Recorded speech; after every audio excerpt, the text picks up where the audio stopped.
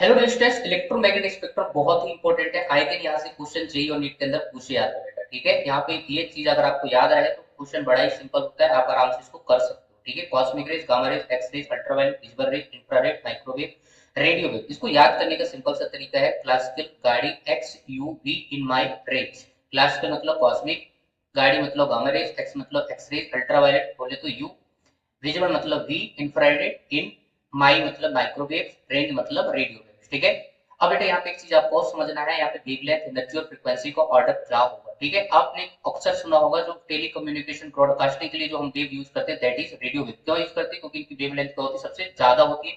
मैं आपको हिंट दे रहा हूँ कैसे आपको इनको माइंड में रखना है। ठीक है, तो रेडियो वेव की क्या होती है, वेवलेंथ सबसे ज्यादा होती है। इसका मतलब अगर लेफ्ट से राइट आओगे तो वेवलेंथ का ऑर्डर क्या होगा, बढ़ेगा।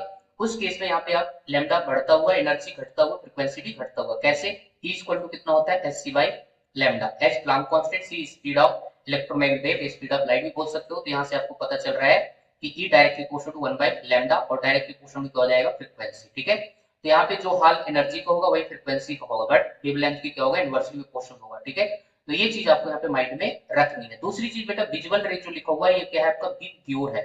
क्या है ये? बिग ग्योर। आया सुन, बिग ग्योर में बेटा वेवलेंथ का ऑर्डर आपका ये होगा, रेड की सबसे ज्यादा वेवलेंथ होगी। ठीक है, तो ये चीज आपको यहाँ पे समझना है। ठीक है, सो आई होप यार आपको ये बात क्लियर हो गई होगी। और इनकी एप्लीकेशन भी आपको देखना है क्योंकि इनके एप्लीकेशन भी बहुत बार पूछे गए मैथ द कॉलम्स वगैरह में।